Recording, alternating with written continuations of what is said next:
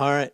Very good. Well, thank you all for opening your geodes. I'll tell a bit more about myself along the way, but just in overall, um, married 41 years this year, which is awesome. We have 4 kids. Yeah, thank you. 4 kids, 9 grandkids, which, is just like a joy at that stage of life. Like when you have grandkids, you get to that.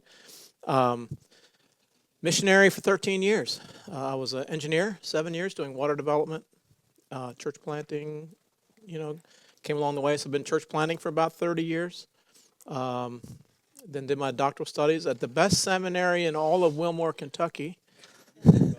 It's a small town, right? That's it. Yeah, Asbury Seminary. And I've been teaching evangelism and church planting, marketplace ministry, et cetera, for, 8 years in South Dakota, and then 13 years now, going on my 14th at Asbury Seminary. Um, yeah, something like that. Yeah, yeah. I have a few small businesses along the way. I mentioned this table about tree houses. So as an engineer, I get to design and build tree houses.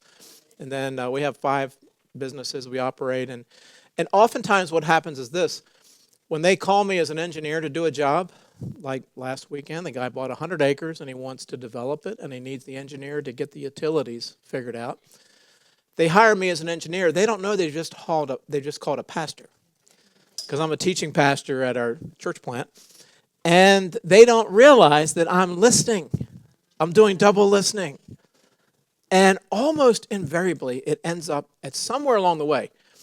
There's some prayer, there's some counseling, etc. And it's what Dallas Willard calls a divine conspiracy. Hello. So Dallas Willard says that this divine conspiracy, God puts you in places that those people may not have even wanted, right, or arranged for, but God did it. And this is a conspiracy because it's God's major plan, and it's divine, like God's put us in the midst of it. And my hunch is you all have that every day too, and may not have realized it. And what we're going to try to do, welcome. We've got a space right there for you. No, you're right on time. You got your donut and everything.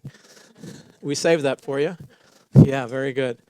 So one of the reasons that I do these businesses is to connect me with people outside the church. Because I teach at a seminary, which is great. I'm around Christians all the time. But I need to get outside the bubble, and I do through these gigs, these different gigs that I do. So we have some cattle and horse, and we've got some Airbnb and engineering, and then some treehouse stuff. It just keeps me from getting bored. So the retired folks, if you have an interest, I can tell you about some of the stuff that just keeps me from getting bored, as well as my children are business partners. So I try to teach them how to do business in a Christian way, because I also have like an MBA, and I teach in the business school as well. So I want to make sure that business has a triple bottom line, meaning it's not just financial profit, but it's also every interaction has social capital, lost or gained, and spiritual capital, lost and gained. Consider those 3 in every decision, and that'll help you make a better decision. If it's just based on financial profit alone, you're likely going to make a bad decision. So with my partners, there are times, not always, but there are times where you have to take a financial hit, but you're going to gain social capital and spiritual capital. And there are also times you could make some money on this deal, but you're going to lose a lot of spiritual capital or social capital. Don't take the bait. Don't do it. Bad decision, So it just kind of like slows us down a little bit. But I've been doing like church planting over 30 years, and at a point where I'll be in San Diego next week, like doing some coaching with church planters, and I do coaching once a month for about 12 different people. It's just kind of a fun thing, but it also gets me into their world. So I ask a lot of questions, right? And I get into their world, and then I can then share some of that with you all. So here's a question that was asked in a Barna study. They said, is this true or false? It is wrong to share one's personal beliefs with someone of a different faith in hopes that they will one day adopt your faith. Do you catch that question? Do you agree it is wrong basically to evangelize, right? What percentage do you think said, yes, that is wrong? They're basically saying you shouldn't evangelize people. Sorry? Okay, so Patty's saying a lot. How about a number? Whoa, 65. That's huge. That's a big number. Well, okay, it's a bit smaller. Now look at the elder generation, right? So I'm in the boomers here, so 19%, the elders 20%, which was actually, kind of amazing that. And okay, I'm sorry. This is Christians. These are Christians now. These aren't the general population. So I should have clarified. These are Christians saying that you should not evangelize. In other words, it's wrong to share your faith with someone of another faith in hopes that they adopt your faith. But take a look at what happens generationally. 27% Gen X, millennials, 47%. I don't have the data on Gen Z, but almost half are saying that you should not evangelize. So we're facing some headwinds that people are saying you shouldn't have seminars like this, right? At the very time where our church needs it, because you have attitudes like this that are happening. And you could ask, why are they saying that? Any thoughts? Like why would they say, and why are the millennials saying that you shouldn't evangelize others? Any kind of thoughts about that? All religions are the same. Okay, yeah, so relativism, everything's the same. And if you just dig deep enough, they're all the same God, which is interesting, because on the surface they may be more similar, but once you dig in, they get widely divergent. Yeah. Yeah, what about the cultures happening, do you think? I think everybody should be able to do what they want to do. Okay. What I believe should be okay, and what you believe should be okay. Yeah, and don't be like, tell me that I'm wrong, Okay, good. So many people now call themselves spiritual, Yeah, right. taking God out of all of that. Yeah, right. They're searching for something that isn't real. So, They're diluted things. yeah, Like we were raised up saying the Pledge of Allegiance, right. saying prayers in school. They Yeah. don't get it at all anywhere. So this is secularism. Like secularism divides, like the stuff in the public sphere shouldn't be the same as the private sphere. So like prayer and worship and event should be in the private sectors, like your buildings, like a church, or your homes, but not in the public sector. And we've kind of bought into that, right? So people are saying you shouldn't share your faith in a public setting. I think it's a bad influence. The secularism gets to that point where we feel like we shouldn't be real, with each other. Anybody else? Some thoughts on that? I think it comes down to like a lot of people want to fall into like homosexuality and they get hurt over that excuse out of it. Okay. So there's like a ethical issue, like they want to justify their sin and they don't want somebody else to come in and say you shouldn't do this, right? Yeah, good. Tell us that we're in post-church now, and so where would that generation have heard it if their parents probably rarely went to church. Yeah. Now they've never gone to church, Yeah, there is that. Yeah. so they're afraid of the word church. Yeah. If we talk to them about relationships, they don't know they're being discipled. Yeah. Yep. No, that's an interesting point. Like people, actually, there's like a trend right now of people being more interested in Christ than before, like university settings. Remember, people are open during tension and transition. Well, guess what happens in university settings? A lot of tension and transition, and there's an openness to Christ. Also, another tension transition places, prisons. So there's large movements of people to Christ in prisons, right, as well as in universities. Those aren't the same. Anyway, but yeah, I mean, you're bringing up some good points here that we have some headwinds to face. It's not always just going to be smooth riding. But here's the anomaly. 94% of the millennials agree this. The best thing that could ever happen to someone is they come to know Jesus. Do you feel that? So in other words, look at millennials. Half of them say you shouldn't share your faith, but almost all of them say the best thing that can happen is they come to know Jesus. Now, when I've talked to some millennials, whether it's in school or on the campuses, etc., they say something like this. That these are millennial Christians. like that way of doing like 4 spiritual laws or something like that, or Roman Road or Evangelism Explosion Questions, that just doesn't work. And it's not where the people that I'm encountering, that's not where they are. So this afternoon, we're going to talk a little bit about indifference and how do you connect with people indifferent. And that's going to be our topic tomorrow at church, looking at Zacchaeus as a paradigm for that. So I'm going to move away from these programmatic and these formulaic and these simple steps, right? And we're trying to engage people in relational ways. And when they understand that this is actually being a better human and catching up with the conversation that God has started, it's not your conversation, this is God's conversation. You're listening to it and then finding ways to ask good questions to move them towards Christ. All of a sudden they say, wow, that sounds like friends helping each other. Hallelujah. I think it was G.K. Chesterton that said this: people come to faith in as many ways as people fall in love. So think of that. There's no formula, right, for falling in love. People come to faith in as many ways as people fall in love. So what if our role is to help people fall in love with Jesus? And there's many different ways that God does that.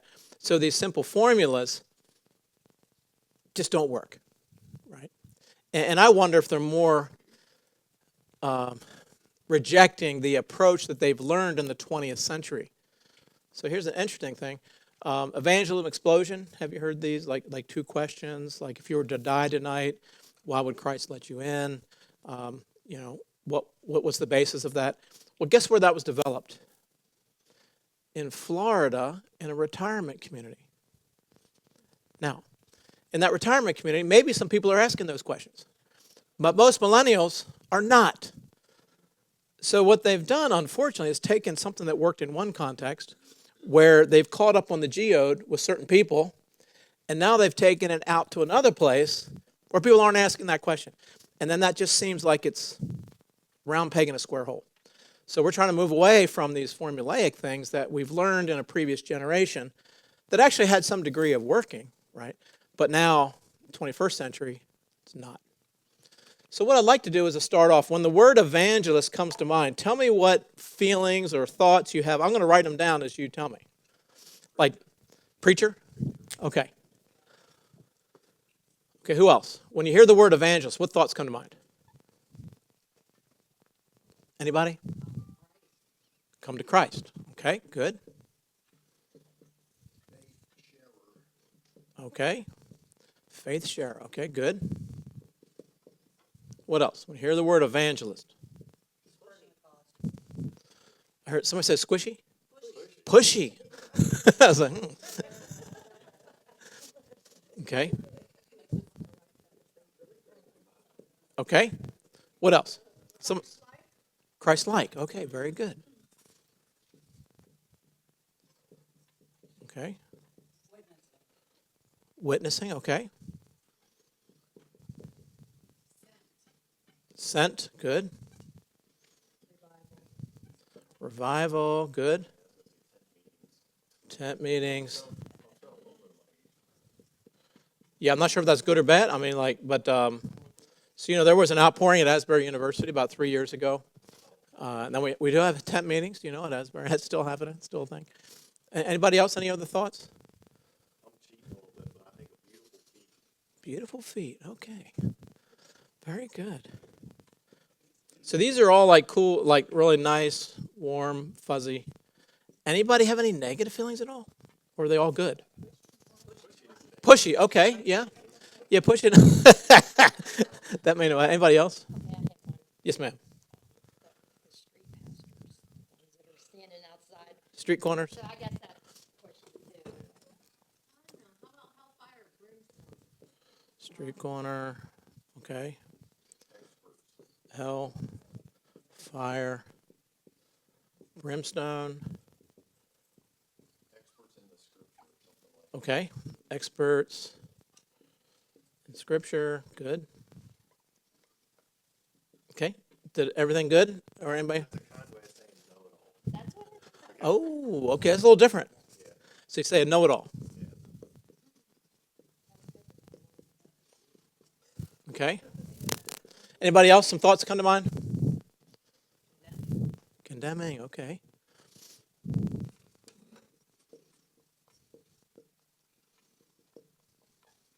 Okay? We good? Okay, here's what tends to happen. When we hear the word evangelism or evangelist, we tend to put this in two categories. One is, this is what I do not want to be. I don't want to be the guy that's condemning and knows it all and preaches hellfire and brimstone on the street corner being pushy, sharing my faith but not listening to them like a preacher. So I don't want to be this. Are you feeling me? Who wants to be like that? Raise your hand. No, nobody wants to be like that. And then on the other hand, what we say is, I cannot be like this. Like, I'm not the person that brings people to Christ. I'm not always Christ-like, even on my best days. I don't know how to witness. I'm not always sent. I don't see revival. I'm not attending tent meetings. I don't have beautiful feet. They're all actually kind of cracky, and and I'm not an expert in Scripture. So what we tend to say, I can't be this, and I don't want to be this. So therefore, without saying it, we just say, wash your hands of it. Say, well, it must be for somebody else. That must be for somebody else in the church that's like gifted and called. Like in Ephesians, it talks about the gift of evangelism.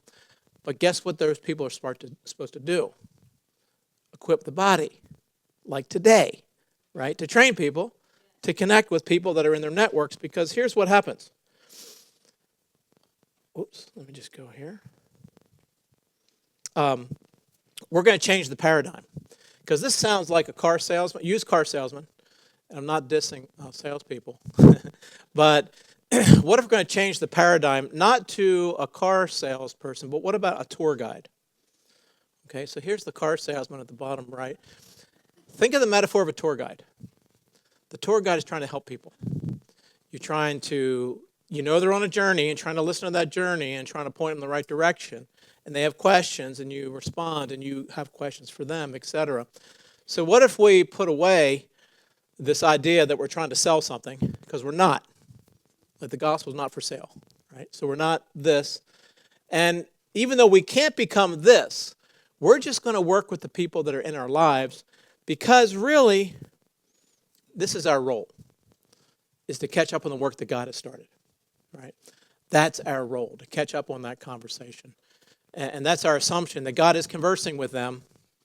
Instead of trying to sell them something, we're trying to cooperate with the Spirit of God in their lives, and double listening helps us bridge that gap between the two. Now, this is important because there was a survey. Let me go back on there. There was a survey that asked this question. 10,000 church members that had recently come to church, and they asked the question, what was the biggest influence that brought you to church? Was it like a pastor? Was it a revival? Or what is it?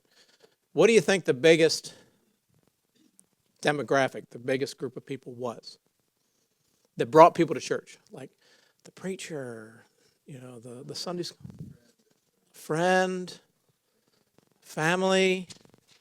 And actually, you're right, 79% of the time, it was simply a friend or a relative that brought them to faith. So think of that for a second.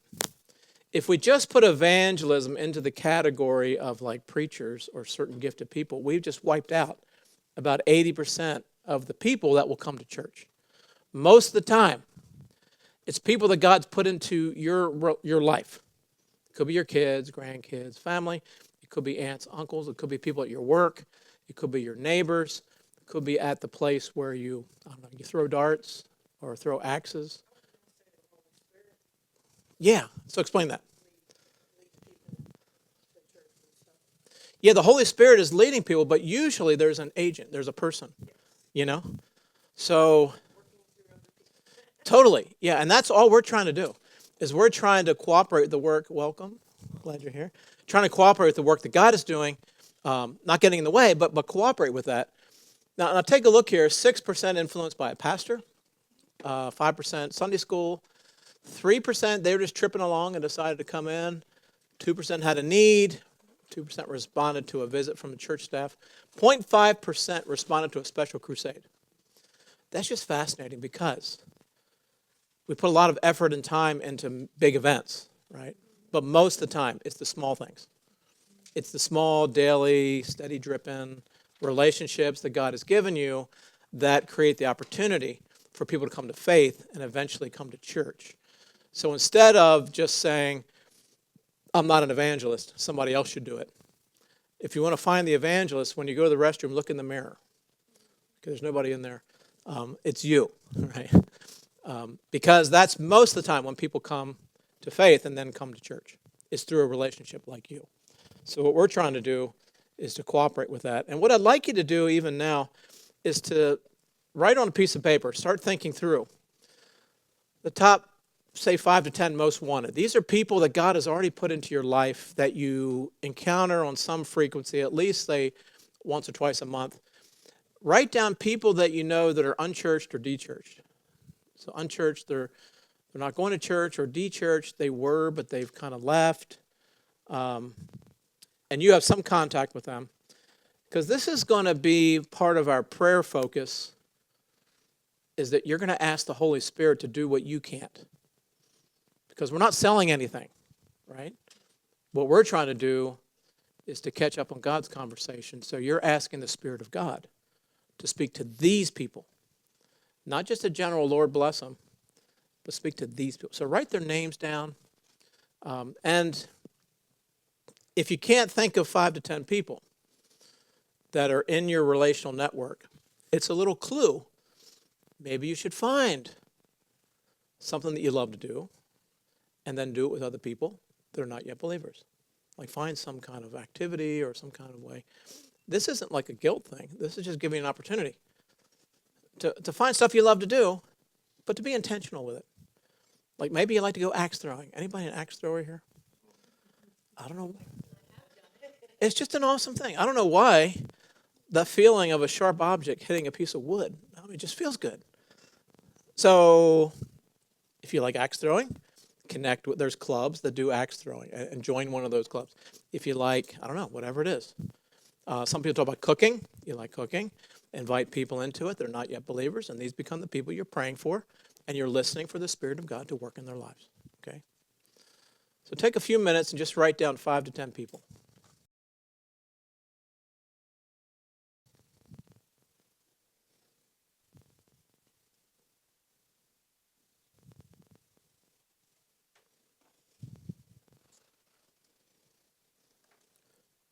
Okay. So I hope this becomes, as we're cooperating with the Spirit of God, we're in prayer, and this isn't something where we're trying to manipulate people. We're asking God to do what we can't.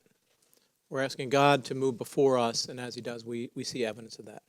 And what we're going to talk about today is ways to help increase your own confidence and competence. Okay. So the seminar I was telling you about, the 8-week seminar, we've done some research data that shows over that time people have increased their confidence and their competence. And when I do this at Asbury Seminary, on the last week, week 8, they invite somebody to a meal that's not yet a believer. In the past, we've had like Muslim, Buddhist, Hindu, agnostic, atheist, even Wiccan, kind of witchcraft. And when I tell that to people in the beginning, they're like, whoa, we don't know how to start. But at the end of the 8 weeks, it's always turned out very positive. Some people come to faith. Some have strengthened relationships. Some invited them to church, etc. But what will happen is that as you carry through with the process today, you're going to increase your confidence to share your faith and also your competence, your ability to be able to engage people of different kind of faiths. And somebody mentioned pluralism, like people have different faith systems. They're not all Christians. They're of different faiths. How do you start conversations with them? So we're going to have some confidence and some competence. And our role is to equip others in the church. So I talk to church planners a lot and just say that if the church planning team doesn't have confidence and competence to share their faith, what happens in the church plant often is you just draw people from other churches. And it's kind of the new shiny toy until it's not, and then they leave and go to another church a period of time. So we need to think through how do you increase your confidence and competence to engage people who are not yet believers. Now, this was my world. When I went to Virginia Tech, it's been a minute, but I was like an engineer, Virginia Tech, and I grew up like in a Methodist home, and I thought I was a Christian, and even in college, I'd go to church every once in a while. more not than would, But I consider myself a believer until I went to a meeting, InterVarsity Christian Fellowship, eventually FCA, and I realized these people are living for Christ in ways that I'm not. And eventually I got to the point I realized, in college, just going to the next party on the weekend, I thought, you work hard in the week and you go to a party on the weekend. And that was like the goal, right? And after a while, I realized, man, what kind of purpose is there in that? And when I went to found these other believers, I realized, man, they're living for a purpose. Because when it's spring break, they're not talking about going to a party at Daytona Beach. They're talking about how to go on a mission trip to minister to people. And they're not talking about the next kind of thing we're going to do to have more fun. They're thinking of ways they can engage their dorm rooms, et cetera. And that just hit me. I realized that the life I was living was really shallow. And they had a purpose, and they had a community that I longed for that I didn't have, and that brought me into faith. And in that process, that changed me. So I didn't go into Virginia Tech to become a missionary. I was just trying to be an engineer. But I come out, having a call into mission and to use engineering and mission together. But what I've found along the way, I've met lots of university students that are in that same world. They think it's all about them. All it is just finding the next kind of thing. And after a while, it's empty. It's shallow. And right now, there is a movement of Christ on a lot of university campuses because people are getting to the point where they want some belonging and they want some purpose. And they're not finding it because oftentimes they're lonely, they're anxious, and depressed. And this is a great opportunity to catch up on that conversation. And what God did with me is to connect them to Christ that gives them a purpose that's more meaningful than just something that's imminent, like something here. It gives them something transcendent for here and for later. But it also gives them a community that they belong to along the way. Now, what we're going to learn about today, not all these, the first three, we're going to talk about a narrative approach because we've already talked about secularism, and we'll describe secularism. And what I'm trying to do is to recognize that it's just a bit more complex in the 21st century than the 20th to share your faith for various reasons. But each of these complexities provide a new opportunity. So secularism is going to lead us to narrative, which we'll do in a few minutes.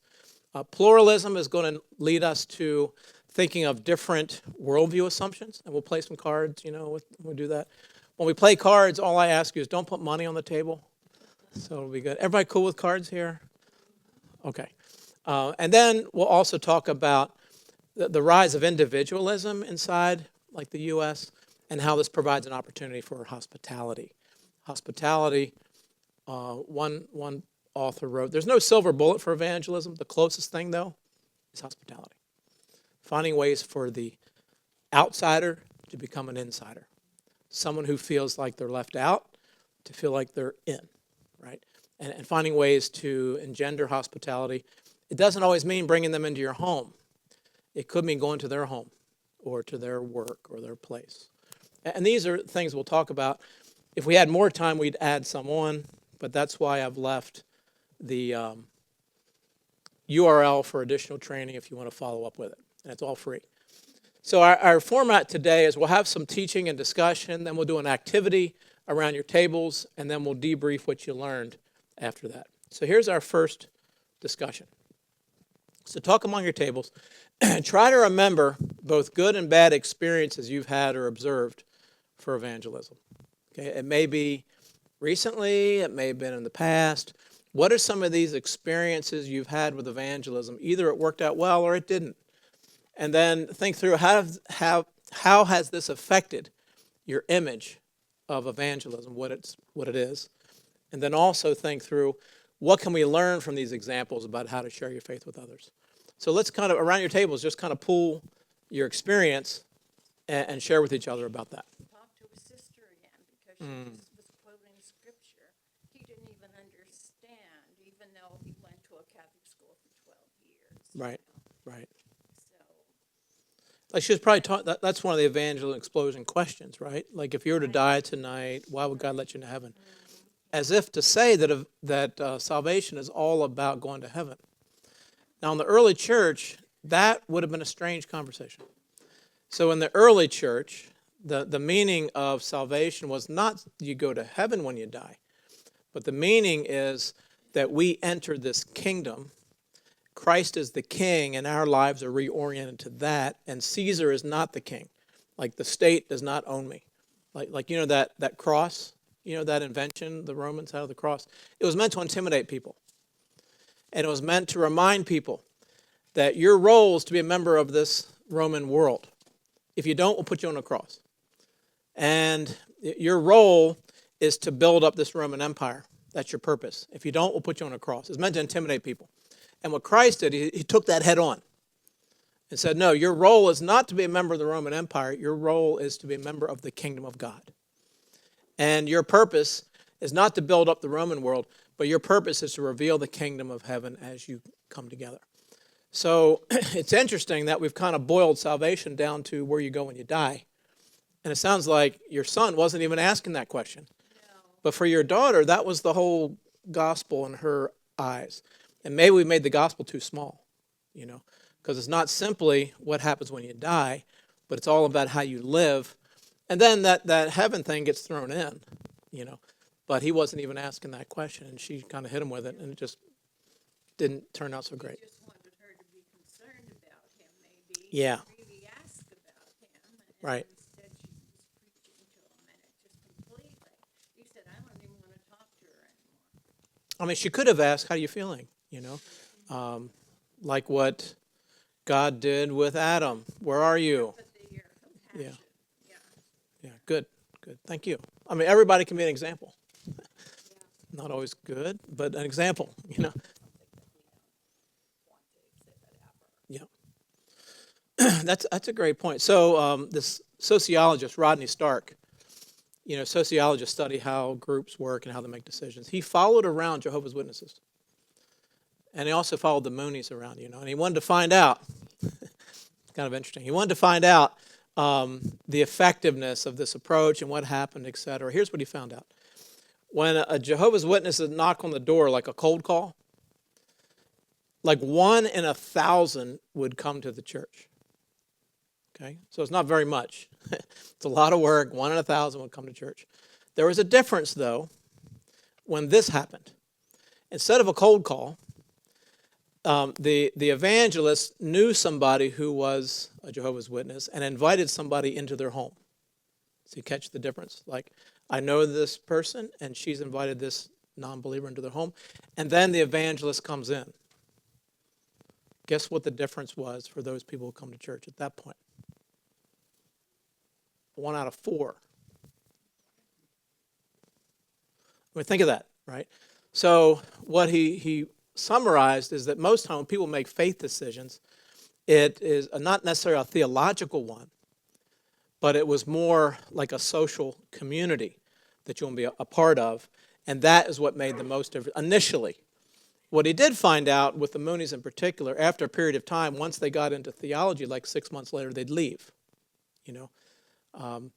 But he found initially people make faith decisions, not simply intellectually or not even theologically, but it's usually through some kind of community, like it's a social movement, more than simply like a cognitive movement. It's more like a social movement. There's a longing people have for belonging when you be part of a community, and this community understands me and pulls me in, and that's how faith decisions were often made, like Rodney Stark found out.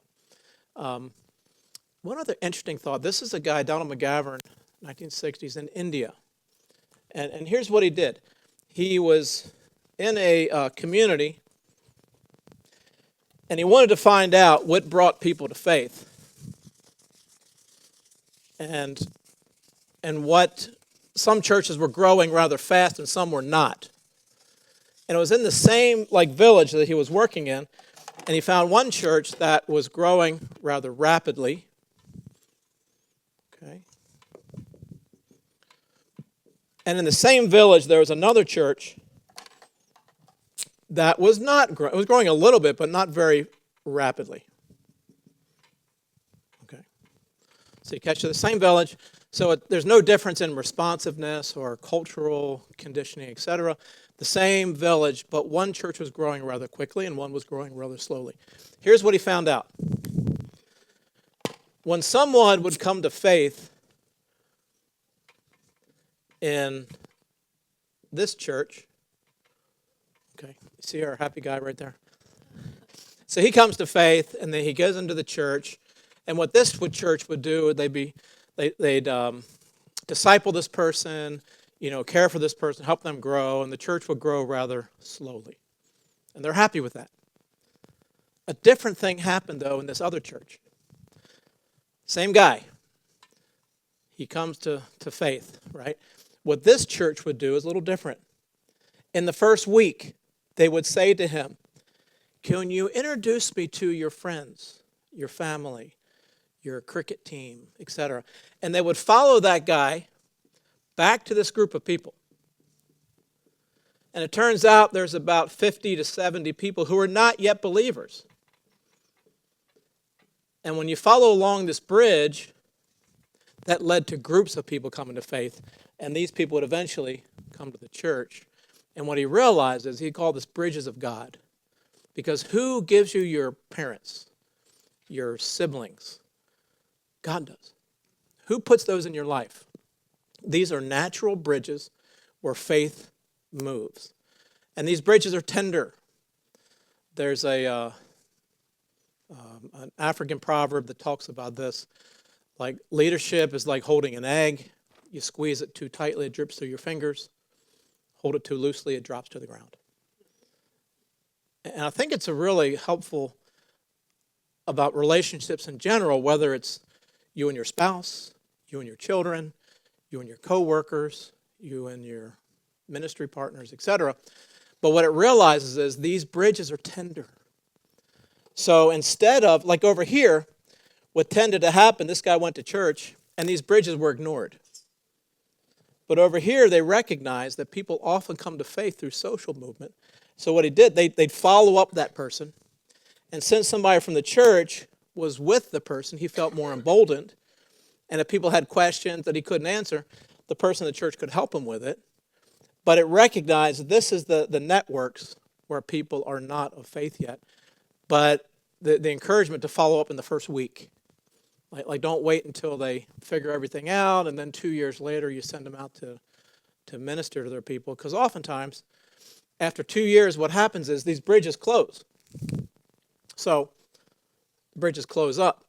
And sometimes for good reasons. Like somebody comes to faith, and they used to be hanging out the bar with these guys, and they say, don't do that anymore, so you stop. Now, what McGavran said is this. If you stop these connections in one area, make sure you reopen it in another area. So in other words, it's really easy for these bridges to be broken. And we heard an example of that between your son and daughter. So what it means, if you disagree and don't, stop hanging out at that place that is not good for you, make sure you reconnect somewhere else. So if you stop, going to the place where it's like activity you don't want to participate in, make sure you reconnect at the ball games, at the birthday parties, at the, school events or whatever. Make sure if you break the bridge in one place, reconnect somewhere else. Because these bridges are like an egg. Like, it's too easy for it to drop or to squeeze it. And therefore, we have to hold them tenderly. Any questions or thoughts about that?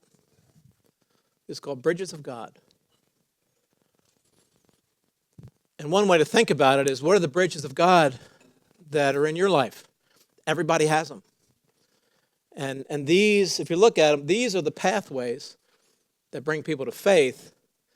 If you don't have the bridges, then connect some. Like I said, find some activity you like. Some people like to go motorbiking, Some people like to run, axe throwing, whatever you do. Find ways to do it and invite people into that activity, because most of the time people come to faith through these social networks. Okay? Can you think through some of the bridges that you already have? Sometimes they're family bridges. Sometimes they're like work or sports or whatever. And think through, have you broken that bridge at times? It's too easy to do that. There was one research that was done. Somebody would come to faith in the U.S. after 2 years. They had virtually no relationships with people outside the church on a regular basis. For good reasons. They wanted to, this happened to me. I'm at university, Virginia Tech, and it came to faith, and it's exciting. And you're hanging out with, Fellowship Christian Athletes, InterVarsity, and therefore we decided to make a softball team of the Fellowship Christian Athletes. Like we had a softball team, and along the way, our coach, his name was Bad Ticket, and that's a whole different story. But Bad Ticket, he said eventually, hey, we're doing the wrong thing. What do you mean? Well, we're having a great time, and we're actually winning a lot of games. But here's the problem. Y'all used to be in the dorms on the dorm softball teams and having influence, and now you're not. And he didn't use these terms, but what he was saying is, we have broken these bridges because now we're not hanging out with those people in our dorm. And yeah, we don't want to go out partying on Friday night or Saturday, but why not reconnect at the softball team where some of you guys are pretty decent? I mean, you're pretty good at it. Why not reconnect there? So that's what we did. We disbanded the team and went back into the dorm teams. Now, what I'm trying to say is that unintentionally we can break these social bridges because they're very tender. And this is an example of that. Now, they can be reconnected, but it takes a bit of work to put an egg back together. It takes some effort. It's better to think tenderly. If we break it at one spot, make sure we reconnect it somewhere else. Because these are like so powerful for people coming to faith. Now, churches can think through this as well. Churches can think through, who are the people that have come to faith in our church? And how can we follow up with them with their networks? So maybe you visit them at their work, visit their softball team, and whatever you do. Maybe some people like gardening, etc. So if a church starts thinking this way, you're thinking through, it's not just individual decisions, but there's social networks, and these networks help bring people to faith. Let's cooperate with that. Let's work with how God often works. And if we had time, we'd look at, Jesus used these bridges. So how's John the Baptist connected to Jesus? Cousins. Yeah, that's a bridge, right? And when Jesus is walking along, what does John say to these disciples of his? Behold, the Lamb of God. So that bridge draws them to Jesus. These fishing partners, right? That's a work kind of bridge. You have the familial bridge. They're in the same family. They're from the same area. So Jesus walked across these bridges to bring people to faith, and it seems like it's helpful for us as well. So it's not just individuals, but you get others to walk across that with you. Okay. Any thoughts or comments there?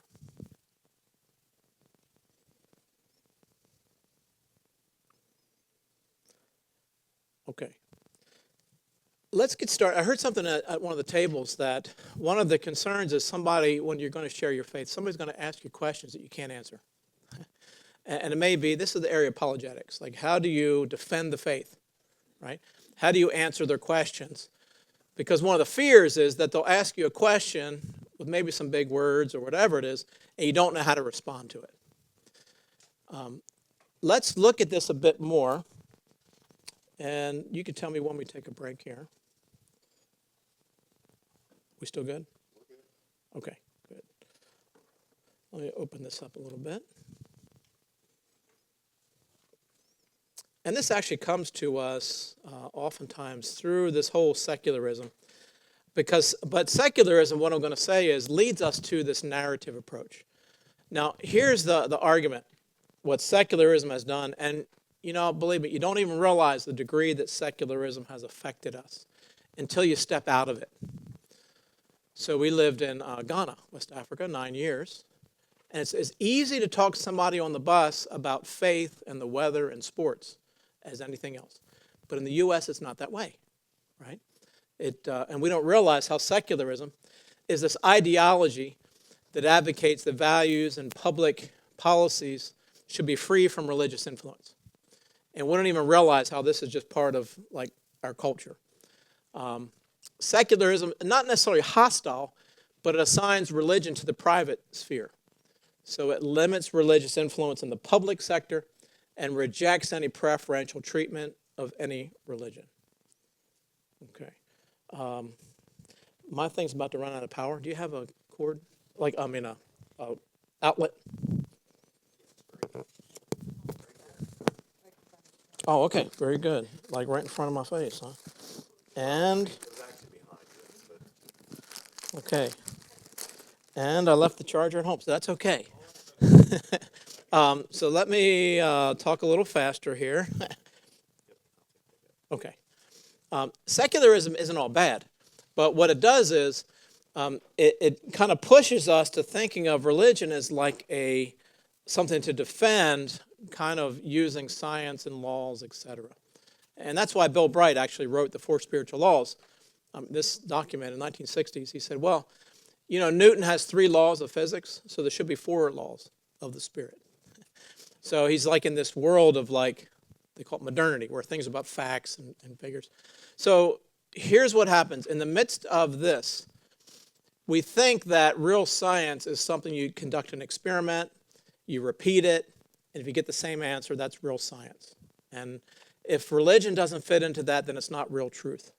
You follow that kind of argument? But here's the problem. Science doesn't have any answers for things of purpose, of values, of deep emotion, etc. So where that falls flat,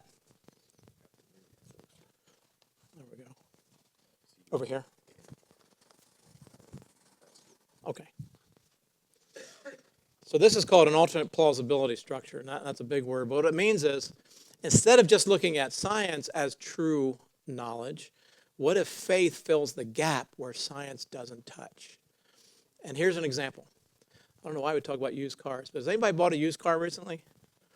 Anybody bought one? Ever had an experience buying a used car? Okay. Yeah, there you go. Thank you. How did you determine if it's a good deal? I don't know. For some time, I just realized that it's never a good deal anyway. Anytime I buy a used car, I just found that I have so much bad luck with it. So it died like after 1 year. So I don't know. Oh, okay. So thank you for being real here. So that's why people take the time and say, hey, I want to make sure this is a good deal. So one way to do it is take it to like a mechanic and say, okay, man, look at the carburetor and the tires and the brakes and all this, and let me know if all the parts are good.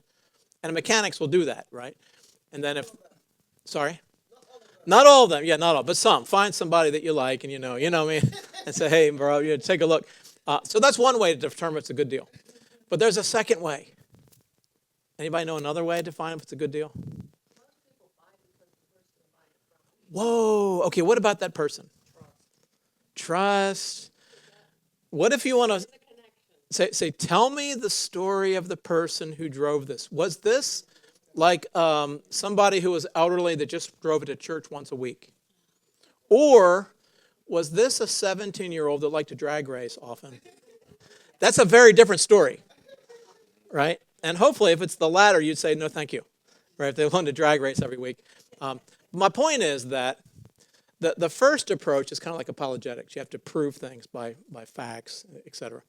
But one scholar, Leslie Newbegin, he says we should move away from that and move towards narrative, because the story of your life being changed and being transformed by Christ is the most powerful witness of the truth of Christ that we have, because nobody can refute it. And that story is actually powerful, and we should lean into that. And not only the story of what God has done in you, but over 2 billion people around the world. So Christianity is still the largest religion around the world, and actually growing rather rapidly. I'll say this and see if you agree. Christianity is experiencing an unprecedented growth spurt since the beginning of the church, presently now. It's just not happening in North America, right? But Southeast Asia, Sub-Saharan Africa, South America. There's just like explosive growth. Muslims are coming to faith in numbers that have never been seen before. There's Christian communities that are growing, like church planting movements, et cetera, that are happening. It's just not North America. But here's the point I'm trying to make. Instead of being afraid of answering people's questions about big terms, et cetera, what if we switch the conversation over to narrative? Tell the stories of how God is impacting you, not just back when you were in university, but like now, like this week, last week. What are the stories that God is doing in your life to prove that Christ is real? If you don't have any stories, start looking for some. God will bring some up. So therefore, in conversation, instead of looking at trying to prove some points or give certain like principles, I'm going to advocate this kind of approach, which is a narrative approach, that's called three-story evangelism. Now, this builds on what we've already been talking about. This is where you listen to their story. Like see this circle here in the bottom right. You start off this conversation by listening to their story, like you're asking questions. And they feel dignified, they feel loved, they feel cared for. As they're sharing their story, listen for ways that God has helped you amidst those kind of areas. And then you describe to them how God has helped others in those areas. So I'm going to share this on Sunday. Maybe let me share it now. My son, he called me and he said, "Hey, Dad, I feel like I should witness to my barber." Why? Why's that?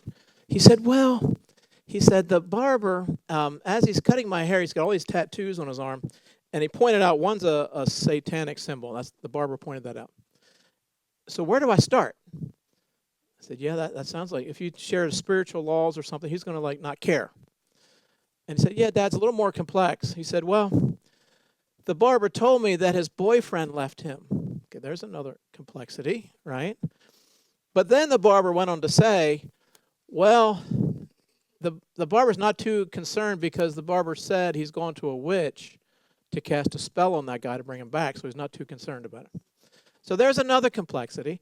And he says, if I use some simplistic approach, he's not going to care, doesn't understand. Now, we're going to come back to that story in a little bit. And I'm going to describe what I told him. Listen to his story, ask some questions. And then underneath of it, you're really finding there's some fear, and he's looking for power. A little tip. When people describe that they're like checking out Wicca or witchcraft or something like that, there's probably some area of their life that they're looking for power, that they're powerless over. It could be something as simple as they want a date for Friday night, and they can't, get that happening. Or it could be something like, serious, there's some abuse in the home, and they're looking for protection. They don't know how to get out of it, et cetera. So instead of just saying that Wicca's bad, stop doing that, listen for the fear. What's the fear issue that they're trying to resolve? And then I told my son, describe some of the fears you've had in your life and then how Christ has helped you. And then if he's interested in that, you can say, well, I know some other people that have dealt with fears greater than yours. And if he's interested, say, I know some people that have had these bigger experiences. You want to hear those? If he says, yes. You can tell him about the demoniac, that it was full of demons, and Christ became the power of God for salvation. And my son at the end, he says, wow, this sounds like a friend trying to help another friend. Yeah, bro, that's what we're at.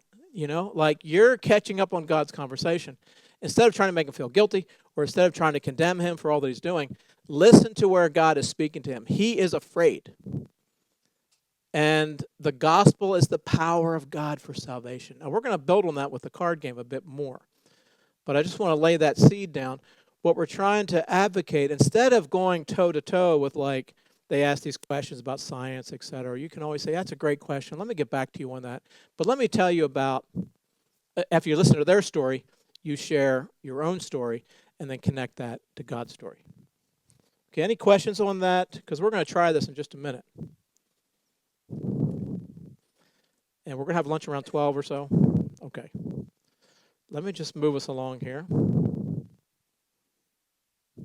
Okay. I want you to get in pairs, so you're going to pair up. You can go around the room. There's lots of chairs here. You're going to get in a pair. And I'm going to give you some scenarios. And what I want you to do is take turns. do role plays. One person is going to be the evangelist. The other person is going to be the unchurched, de-churched person. Okay? And then after a few minutes, you'll switch. And here's some scenarios. Let's see here. Who wants to be scenario one? Got number one right here? Okay. So y'all going to do this. You're chatting with one of your neighbors as you're outside in the evenings around your house.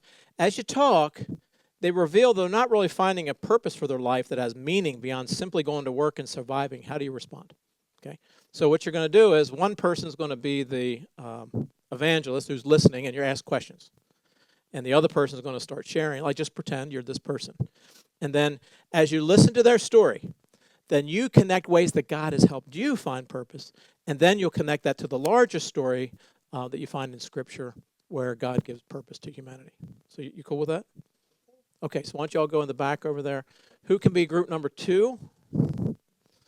Must be group number two. It's supposed to be pairs. Pairs, yeah. Who wants to be group number two? See, all group number one. You two, are you cool with that? You guys? Okay, so why don't you all go in the back there, and you'll role play that. Group two? You two ladies, you two right here. Group two? Okay. So I have like 7. Okay, so we can do groups a couple times. So you ladies, group two. Here's...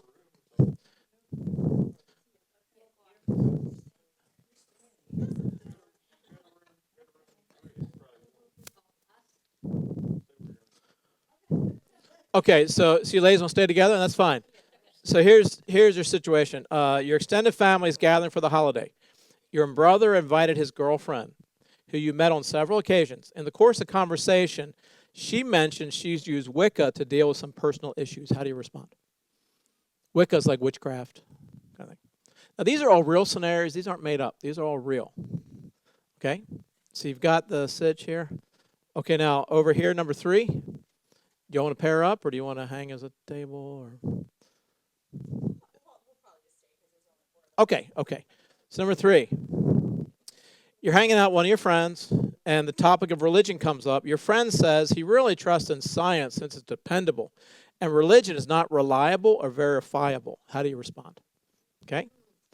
All right. Over here, this table. Do you guys want to break into 2 groups maybe, or... Sorry? Okay, do 2. So group 4. Bunch of friends hanging out, and they start to talk about different religions. Someone mentions that all religions are basically the same. Now, this is interesting, right? And they say that they really hate it when people are intolerant of other religions, or even worse, they think that they have the only way. How do you respond? Now, it's interesting because I think David mentioned that kind of scenario earlier. So, David, you want to be in that group? All right. So now we're going to talk about a 3-story approach. Like, one person's going to share how they feel. They're going to act out that person. And then you're going to see how did Christ connect you into that kind of area, and then bring them into God's story through that. So you 3 want to be a team? 1, 2, 3? Okay. So you can go in the back somewhere or whatever. Okay, so group 5. Okay, so Dale, you all part of this group here? Developing a friendship with someone at your place of work. During a lunch break or coffee break, the coworker shares that they often feel lonely or disconnected from others. How do you respond? Okay, y'all have 1 table or 2 groups? Which? 2 groups, okay. So group number 6. Okay, so group number 6, hanging out at a coffee shop. You see others doing the same. You've been having short conversations, a few of them. You share with one of them about you're doing for the upcoming holidays, and they seem to be indifferent to religious things. How do you respond? Okay, so is that the first 2 or 3, or?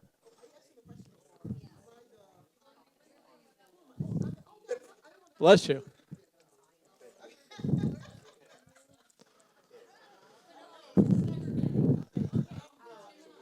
Okay, so the other group, you're active on social media, and you post something about church or faith.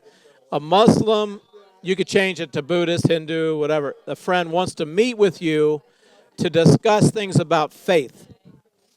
How do you have that conversation?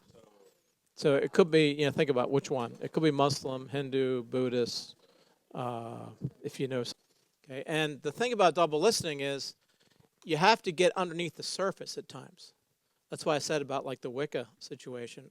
Instead of condemning Wicca, which you don't have an experience with, or maybe you do, you start to dig underneath and say, what are the fears or the concerns that brought you to that? So one example of this is a friend in Nigeria who said this to me. There was a woman who went to a church to pray for healing, and she didn't get healed, went to another church, and finally at like third or fourth church, the pastor got a word or something, and he stopped. And he said, do you want to get healed?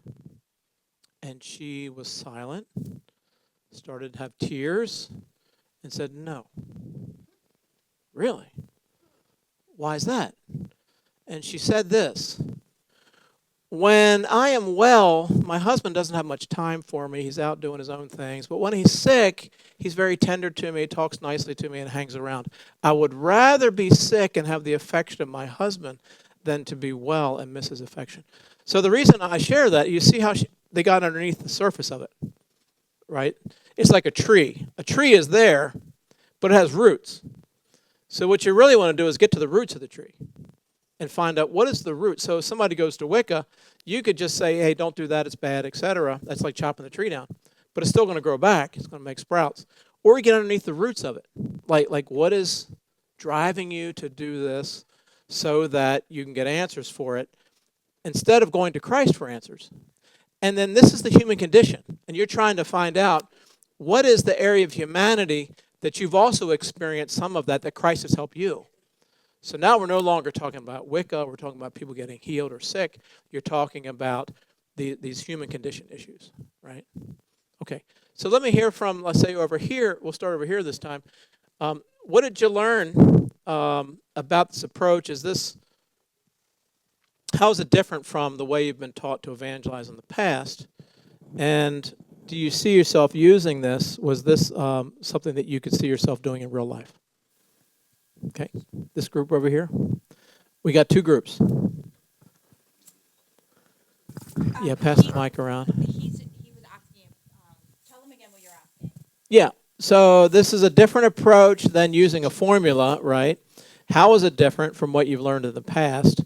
And do you see yourself using this kind of approach? What are some of the pros and cons? Well, this was definitely more of a conversation than a dropping of information. She questioned me. We had the science one, and she asked me very good questions about why I thought the way that I thought, and then had really great responses. And she did say, these are, some of it was, I have felt this, I have experienced this, these are things that I have felt. And the one thing she said that really stood out to me that I wanted to share was, I had said to her, how do you know? And she said, there was a point, like when I accepted Jesus, these things changed. Like there was a starting point, and she was able to say after that, my life was different. And I don't know, that impacted me as a Christian. So I would hope that would maybe impact someone who's really searching. Love it. So Yeah, love it. So, no, I think that's a great example. Can we thank this group? Yeah. It's a good example. Instead of trying to go toe-to-toe with like science, etc., you're sharing your narrative of how God has transformed you. It's like instead of trying to determine if this is a good car by looking at all the parts, you're looking at the story. So it's the story behind it. And your story is the best evidence of the existence of God. Nobody can refute it. So share it. And particularly the area that relates to her concern. Right? So you go underneath the surface, talk about some of these human condition areas. And that draws us into God's bigger story. Okay, how about this group over here? She's like, here I am, Lord, send my sister. Okay, I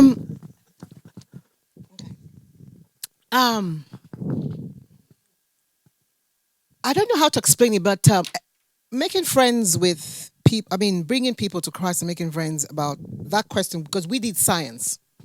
So, and I did it with Mama here. So, and then I told her, let me be the science person and let her be the preacher.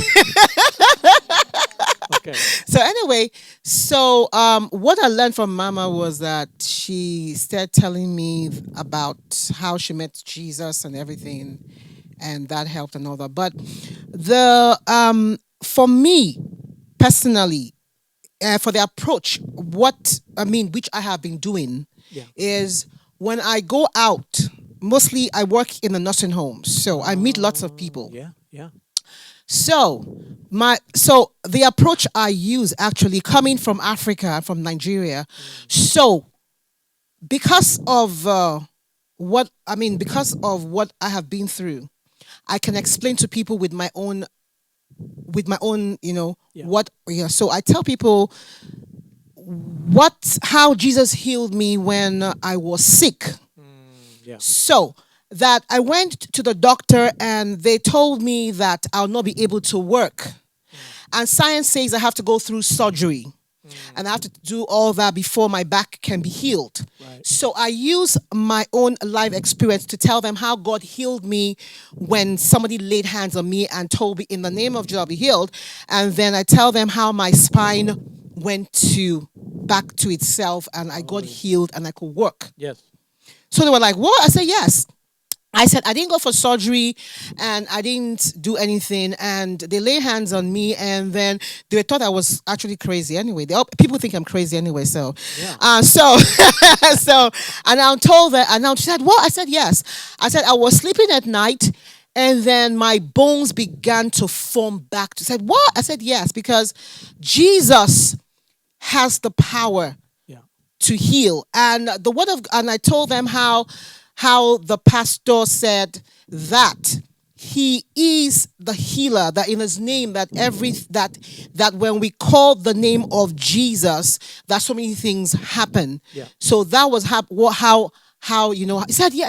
I said yes. I said science did not heal me. Right. Nothing happened, but it was Jesus who healed my back. Yeah. And she said, "Okay, I want to know this Jesus that Yeah. you are talking about." And so that's how. No, I love that. Yeah. So you're listening to her story to see Yes. what areas of her story connect with Yes. you.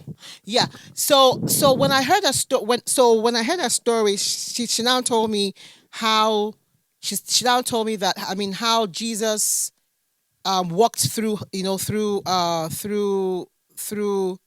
through her life and and all that. And that's actually amazing, because but the thing is that what I'm trying to say is that this thing you're saying is actually real. Science has taken over almost everything right now. So, and then it's difficult actually to explain so many things to somebody who is not a Christian about Jesus and science. Yeah. Very, very, very, very difficult. But it's I was telling Mama when we now talked again, and then I was now the yes, and then she was here. So I now told her that about a Genesis in the Bible, in the beginning, how God created the world. And then I now told her about the woman in the well. I mean, at the well in John chapter 4. Yeah. So I'm now explaining to the person how God healed, how God now made the world. And it wasn't science, that he spoke the word and it came to pass. No, So this is a great example. Yeah. So what you're saying, you're listening to her yeah. and find out what part of her human story connects with you as Yes. a human. Yeah. And then you share how Christ has helped you. And Yes. then you connect that to God's bigger story. Yes. And here's the thing. You're exactly right. Secularism has kind of swept even like Europe more so than here, right? Yeah. But those who are like trying to camp on science, you ask them something like this. Well, tell me an equation that proves that your spouse loves you. Yes. Give me an equation that proves that your children or grandchildren love you or that you love them. What equation can you use? I got nothing. Okay. You Yeah. know? Okay. For East English. What is it in English? Sorry. Yeah. Like on Good Friday. Yeah. When I went to preach on Good Friday at shit. So somebody was saying, "Oh my God, that I don't think God, I don't think I'm loved and all that. And then sometimes my son actually tells me to the same that, Mommy, I don't think I'm loved, and all that. So I now use John chapter 3, verse 16 to him. And I said that God loves us so much. I mean, with everything that we go through, I said it's not our past that defines us. It's not what people do. If you're not loved, it doesn't mean that God doesn't love. It doesn't mean your daddy or your mommy doesn't love you. That Right. yeah. So I now the guy at Sheets now said, I mean, for God to send his son down Yeah. to die for us, to give us life. I said that is the greatest love in the world. I said that love is a love that love is the love that surpasses all love. Yeah. You And know? Romans says that God demonstrates his Yes, love. yes. Didn't just say it, but demonstrate it. Yes, yes, exactly. So I now told my son, I said, don't look at, because if we look at the world, we will not grow. But when we fix our eyes on Jesus, when we look at Jesus, Yeah. that will help us stay intact and love. Because when our pastor is preaching, Pastor Dale, when he talks about love, because when Sister Beth said she's a note taker. I take notes too. Yeah. And So I believe it because I see her doing it. yeah. so Pastor Dale preached one time, I can't remember what day, about, he says we should love God above all things and love our neighbors as ourselves. Very, very important. So I told my son, I said, no matter what, we have to love, even if it's difficult. And then even when your husband or your son or whoever doesn't love, because of what Christ did and because of what God did, it's easy for us to love. It's difficult, but because of what Jesus did, is actually easy Yeah. to love. And we have to pray, because it's actually like I don't know, it's like a step. So love is something that you have to show, Yeah. Yeah. and then you have to give. So, and here's the point. Like, Yeah. you can demonstrate that you love your child, you Yeah. love your spouse Uh-huh. by the stories that portray that. Yes. There's no equation Uh-huh. that portrays it. Yeah.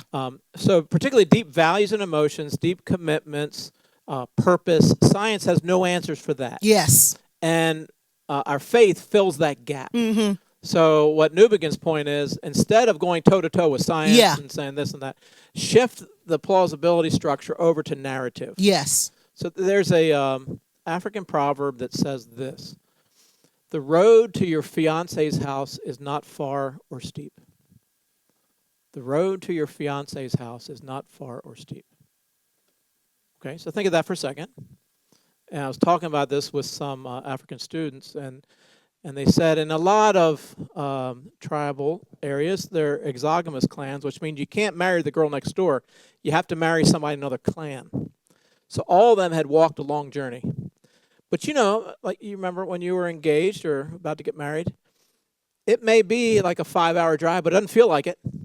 It feels like it's a minute. You're going to go see that person no matter what. And then the question comes around this: is God in love? Does God have a bride? Yeah. Right? So the bride of Christ is this church. And did God have a long journey from heaven to earth? Was there this steep hill called Golgotha? But as God traversed that journey and walked that hill, he said, what hill? It didn't feel like a hill at all. And that demonstrates this compelling, intimate love that God demonstrates for us through that story, right? And what we're trying to say is, when we're sharing our faith with people, shift into the narrative, because narratives fill the gap where science does not. It talks about purpose, it talks about value, it talks about emotion, etc., in ways that science can't. Okay, can we thank this group? All right, how about the next group over here? What is the next group?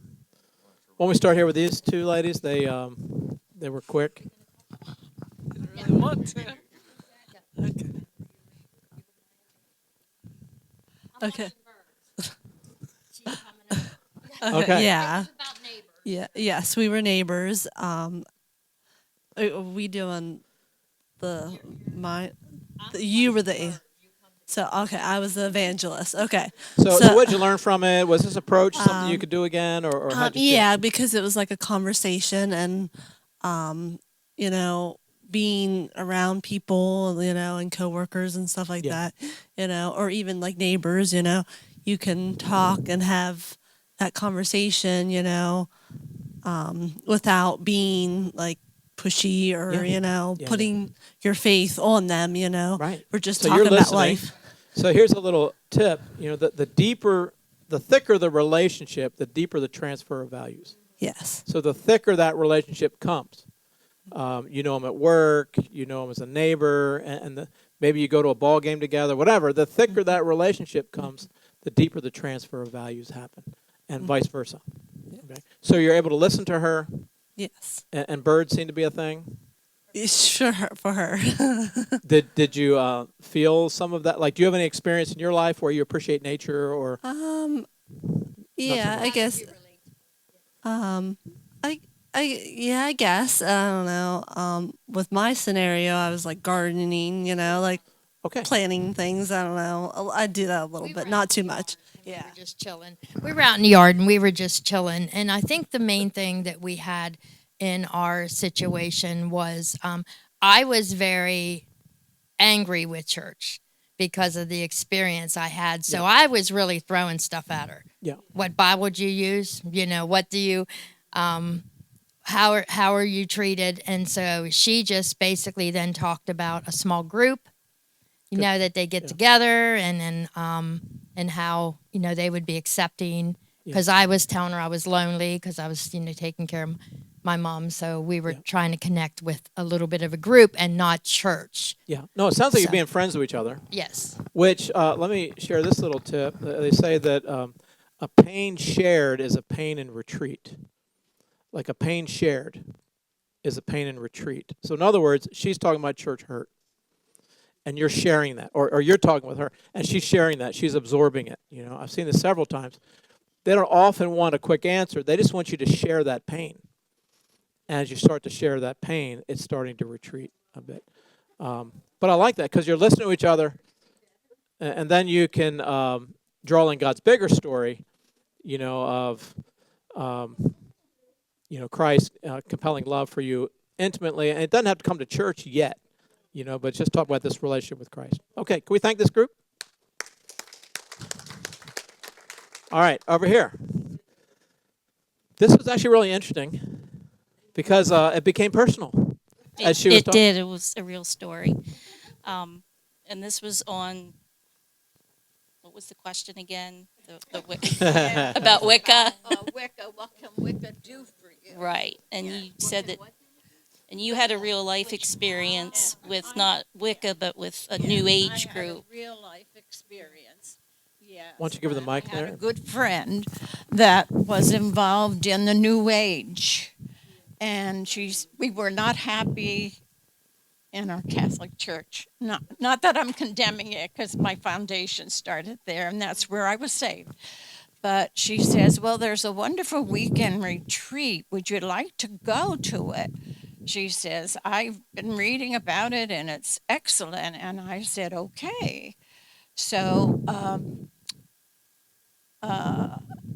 one of the speakers says, well, now we're going to break up into groups, and you can choose whichever person you want to go to. It's like a counselor, and you can talk to him. And I did. And actually, I felt good because he encouraged me in what was going on in my life at that time. So I felt high, you know. And then the main speaker come on, and I said, I have to ask you a question. I said, you never speak about Jesus. Why don't I ever hear you speak about Jesus? And he said, well, Jesus was a good man and a prophet. I says, but he's my savior. Isn't he your savior?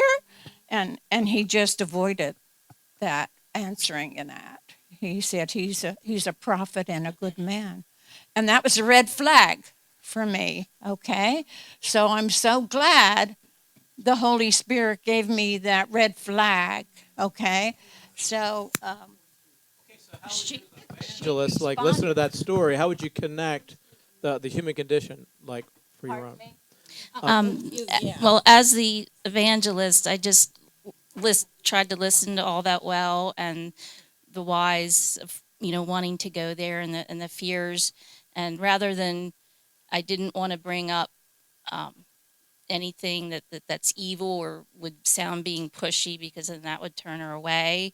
But I also felt that she was given a chance to witness and was probably meant to be there, and then that that was not something you wanted to participate in. Just like I share with you, I went to a fortune teller in my 20s, and I left feeling like I will never step back in one of those things again. So it's like, Then would go say, okay, what was the issue that prompted you to go to a weekend? There's something there, right? So you don't have to answer it right now, but there was something there, and that would engender a conversation. What are some of the deeper issues that created that need, or what were some of the issues you had that created the need to go to a fortune teller or a horoscope, whatever? And then you start to get underneath the surface and find the root issues and not simply the tree, right? And then you connect as humans in this, and how has Christ connected you, and that brings you into a larger story of some of those bigger issues going on. Okay? Yeah, can we thank this group? Now, you all were part of that group, is that right? You're all part of okay, so how about over here? Let's hear from...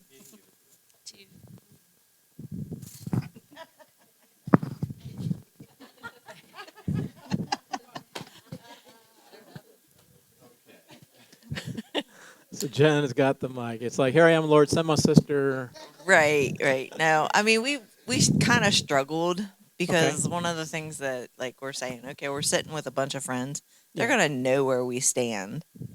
Okay. As far as like how we feel, so we just really struggled with the whole role play. So what number was this? 4. 4. Okay. Okay. Yeah, but they brought up the question. All religions are the same, right? So why should Right.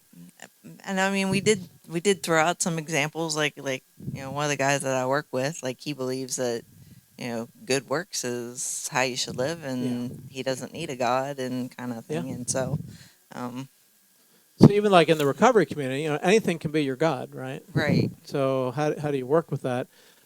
What was your response? Like you're with some friends, they know you, but they're saying something wrong. Like how do you guide that in a way that you've experienced something different? Could you make it a personal thing now, or are you making it different? I don't know.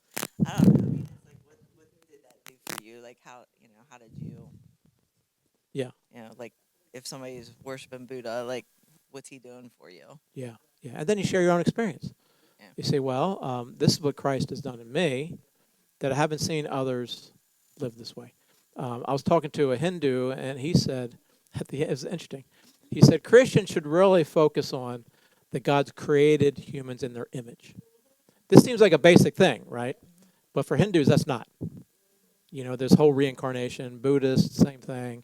But the fact that you're created in the image of God, and therefore there's no such thing as a low caste and a high caste, but all of us created in the image of God. So you kind of dig underneath a little bit and say, okay, this is what Christ has done for me. I am created in God's image, and therefore I have worth. I have significance. It's not just based on the salary I get. Because yeah, right. Amen. Because, so think of this. Some of the most important work is not paid. Anybody that has children knows this, right? That is godly work. Guess how much money you get for it? It's actually a negative draw. You're feeling me, right?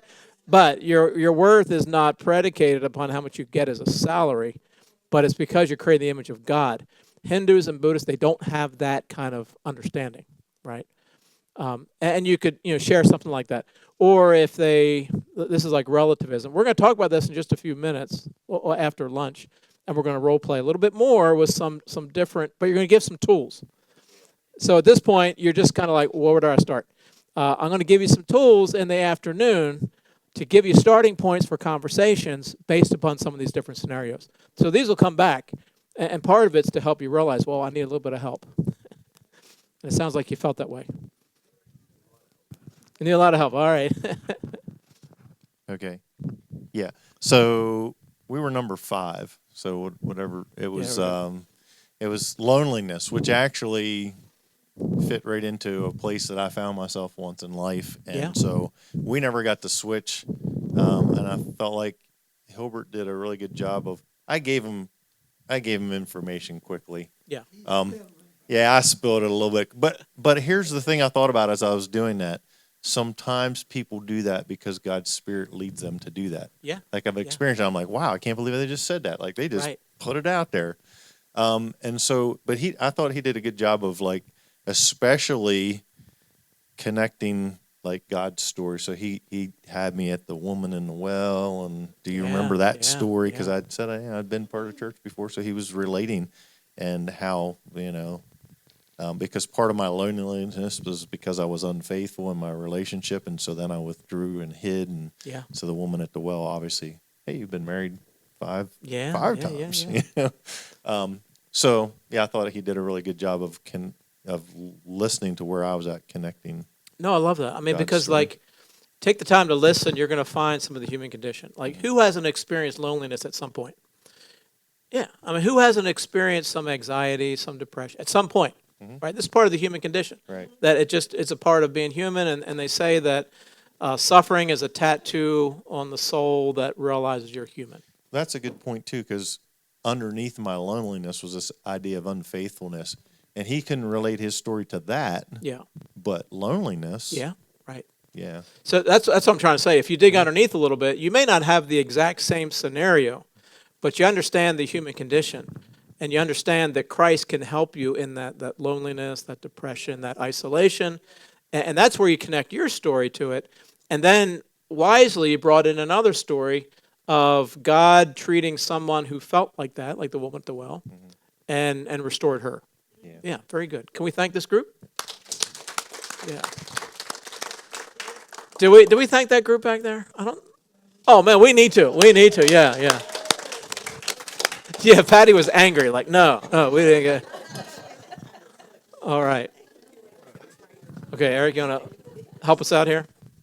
We had the discussion about talking with family and religious holidays. Yeah. And I was the approach that was talking with another family member that I didn't want Jesus or God or whatever to be brought up with my kids and the family. This is Christmas. This is about Santa Claus and opening presents and having a good time. We don't need to bring that into the discussion. Christmas, yeah, okay. And of course, she relayed that it's also fun with opening presents and Santa Claus and all that is also brought, but then it's also about the religious end of it, that it is Jesus and what he did. And yeah.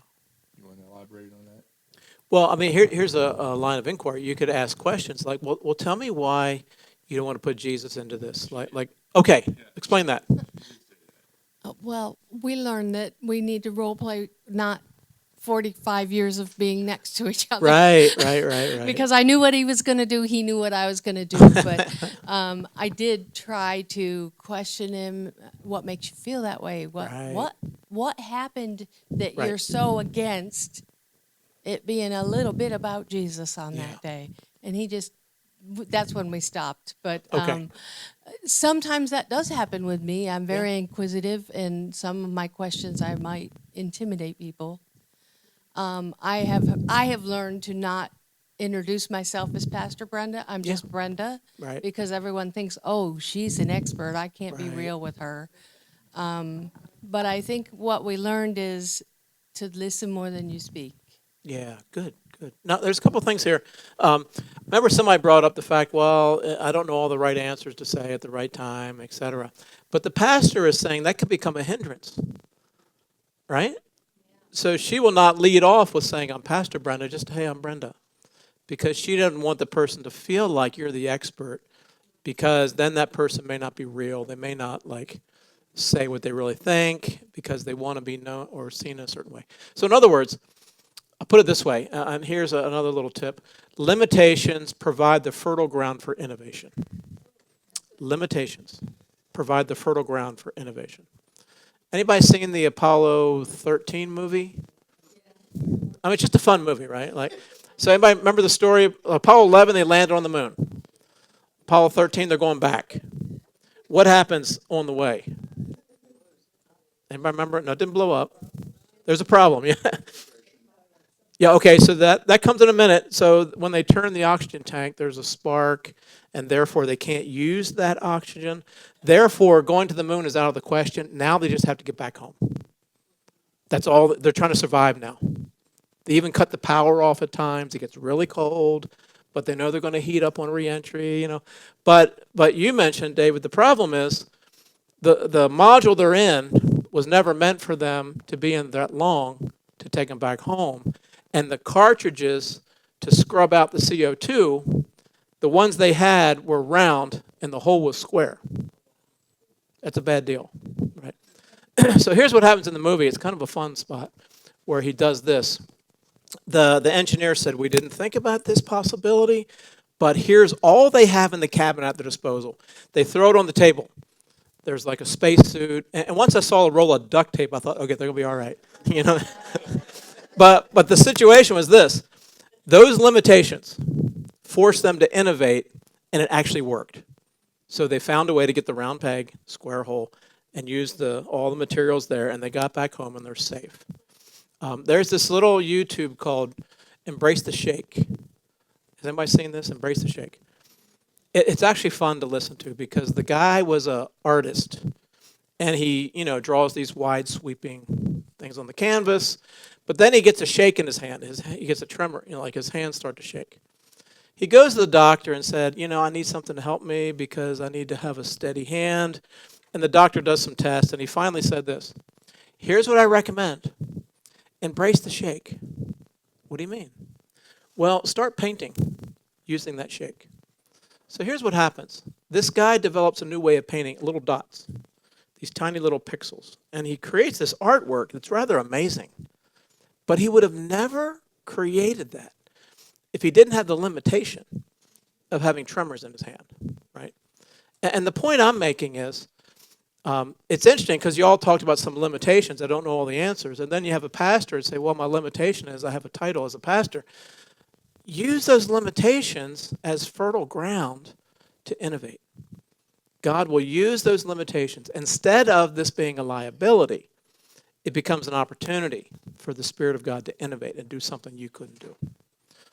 Okay, let's thank this group here. Yeah. Last but not least, and this will take us to lunch here, I think. Is that right? This is on. Is it? Hello? Yeah, Okay, you're good. So Diane was the Muslim, and I was the friend.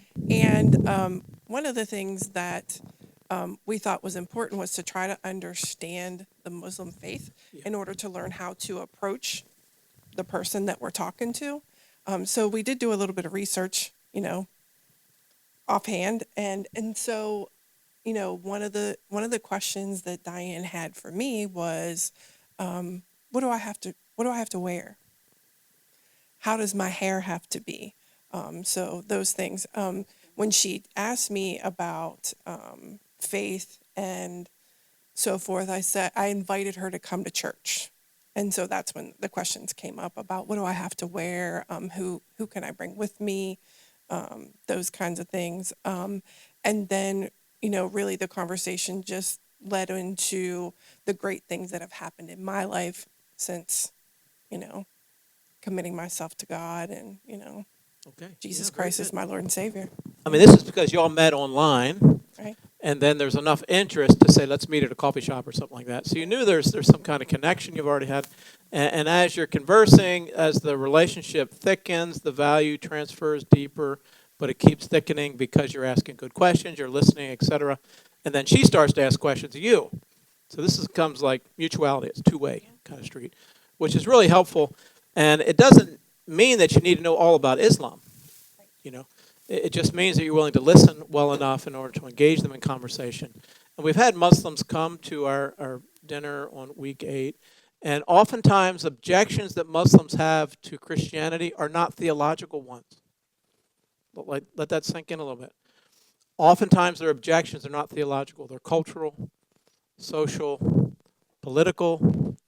Those kind of objections are more resonant than like theological ones. Now, there are the things about, the Trinity. They're not feeling that, and there's some other things. But oftentimes, the objections, we tend to think, let's hit them with theology, but usually it's more sociology, it's more like their political objections, their cultural objections.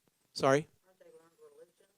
Yeah, so the cultural things you brought up, I need to wear hijab, I need to have certain length of dress, or I need to, whatever. Those become more of the objections than the theological ones. So I think you started the right place. Okay, let's thank this group. Okay, so what we're going to do after lunchtime is we're going to take this a little further and start to talk about, suppose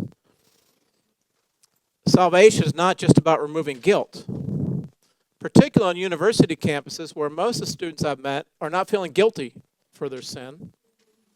So where do you start, right?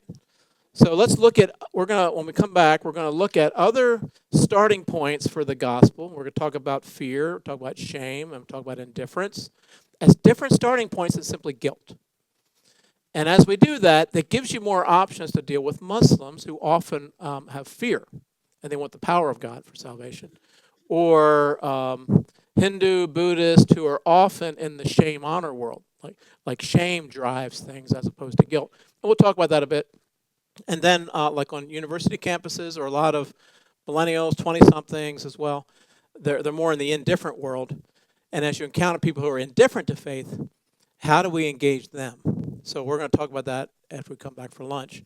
So I gave you some of these scenarios to kind of help you feel like, hey, I need a little more help. And we're going to provide that in the afternoon.